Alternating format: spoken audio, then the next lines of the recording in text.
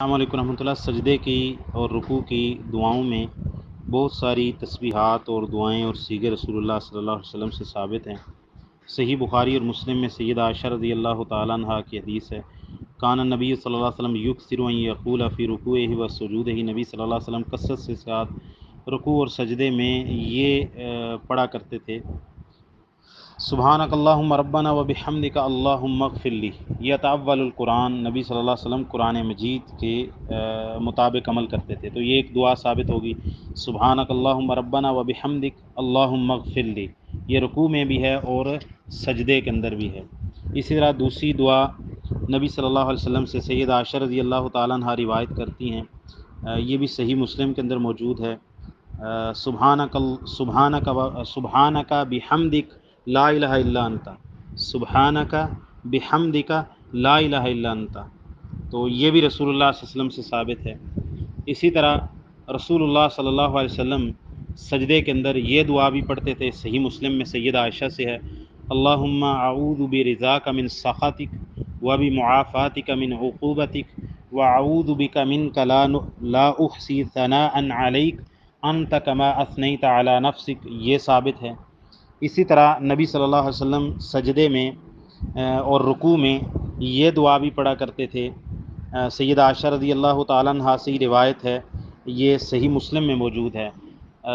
ان رسول اللہ صلی اللہ علیہ وسلم کان یقول فی رکوعہ و سجودہ سبوح قدوس رب الملائکۃ والروح۔ اسی طرح جو ہے وہ طبرانی الکبیر کے اندر یہ الفاظ بھی آتے ہیں حسن سند کے ساتھ، شیخ ضیاء الرحمن العازمی نے الجامع الکامل میں اس کو حسن کہا ہے، عبداللہ بن مسعود سے، کان نبیکم اذا کان راکعا و ساجدا قال، آپ کے نبی صلی اللہ علیہ وسلم جب رکوع میں ہوتے یا سجدے میں ہوتے تو آپ فرماتے سبحانک و بحمدک، سبحانک و بحمدک استغفرک و اتوب الیک، تو یہ بھی دعا ثابت ہے۔ اس کے علاوہ سیدنا حذیفہ بن یمان رضی اللہ تعالیٰ عنہ سے یہ الفاظ بھی آتے ہیں صحیح مسلم کے اندر کہ انہ صلی مع النبی صلی اللہ علیہ وسلم فکان یقول فی رکوعہ سبحان ربی العظیم و فی سجودہ سبحان ربی الاعلیٰ، نبی صلی اللہ علیہ وسلم کے ساتھ انہوں نے نماز پڑھی تو نبی صلی اللہ علیہ وسلم رکوع میں سبحان ربی العظیم پڑھتے تھے اور سجدے کے اندر سبحان ربی الاعلیٰ پڑھتے تھے۔ اسی طرح سیدنا ابو ہریرہ رضی اللہ تعالیٰ عنہ سے ثابت ہے، صحیح مسلم میں یہ 483 نمبر روایت ہے کہ کان یقول فی سجودہ، نبی صلی اللہ علیہ وسلم سجدے میں یہ دعا پڑھتے تھے، اللہم اغفر لی ذنبی کلہ دقہ و جلہ اولہ و آخرہ علانیتہ و سرہ، اے اللہ بخش دے تو میرے تمام گناہ، دقہ چھوٹے و جلہ اور بڑے،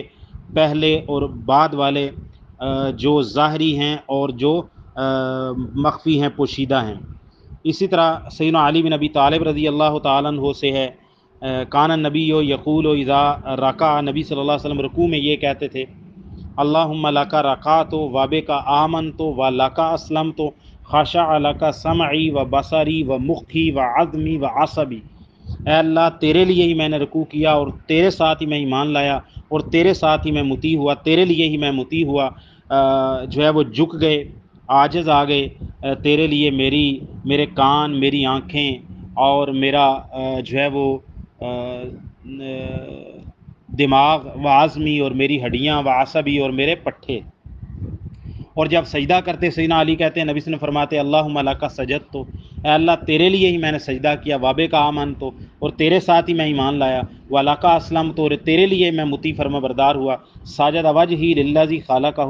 سجدہ کیا میرے چہرے نے اس ذات کے لیے جس نے اس کو پیدا کیا ہے، وصورہ، اور اس کی شکل بنائی، وشق سمعہ و بصرہ، اور پھاڑے الگ کیے اس کی کان اور اس کی آنکھیں، تبارک اللہ احسن الخالقین، بہت بابرکت ہے سب سے بہتر پیدا کرنے والا۔ یہ صحیح مسلم میں رکوع کے الگ الفاظ ہیں اور سجدے کے الگ الفاظ سیدنا علی رضی اللہ تعالیٰ عنہ ثابت ہیں۔ اس طرح سنن نبی داود میں، سنن نسائی میں، جامع ترمذی شمائل کے اندر حسن سند کے ساتھ ہیں۔ عوف بن مالک الاشجعی کہتے ہیں میں رسول اللہ صلی اللہ علیہ وسلم کے ساتھ کھڑا ہوا ایک رات، نبی صلی اللہ علیہ وسلم سورہ بقرہ پڑھی،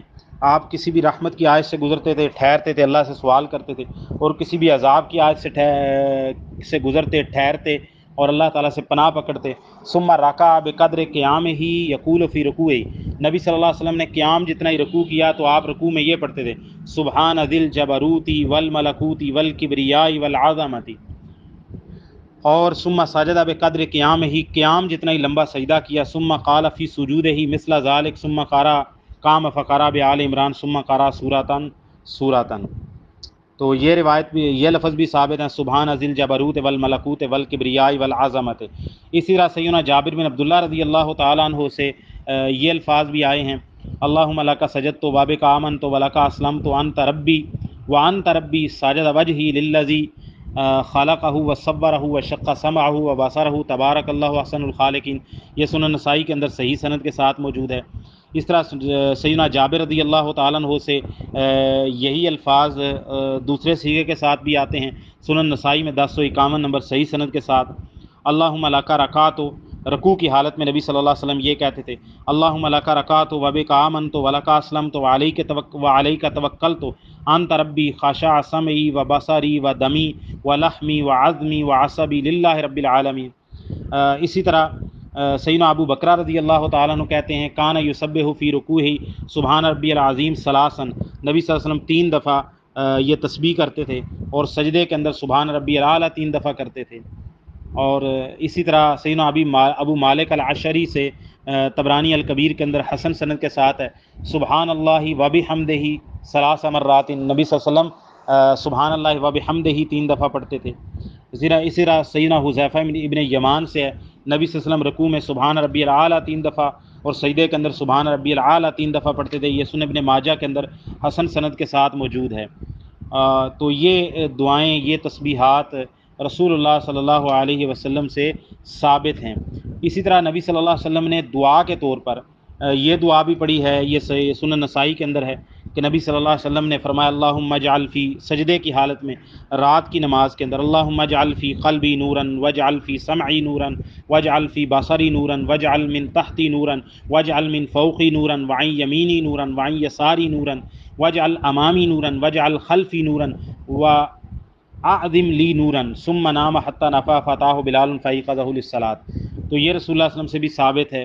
تو جو الفاظ آپ نے ذکر کیے ہیں اللہم ایاک نعبد،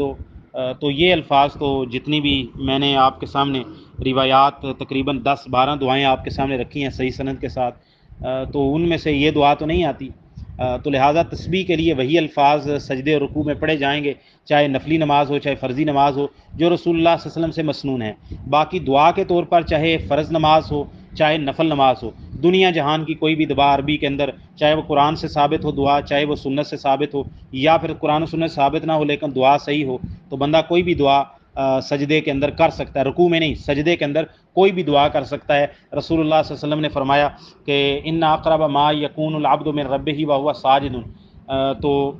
جب بندہ اللہ سجدے میں ہوتا ہے تو اللہ کے سب سے زیادہ قریب ہوتا ہے. تو تم سجدے کی حالت میں دعا کرو فقامن ان یستجاب لکم، سجدے کی حالت میں تمہاری کی گئی دعا زیادہ لائق ہے اس بات کی قبول ہو. تو لہٰذا تسبیحات جو مسنون ہیں وہ پڑھنے کے بعد بندہ کوئی سی بھی دعا سجدے کی حالت میں کر سکتا ہے، چاہے وہ فرض نماز کا سجدہ ہو، چاہے وہ نفل نماز کا سجدہ ہو، چاہے وہ جماعت کے ساتھ ہو چاہے انفرادی ہو. السلام علیکم.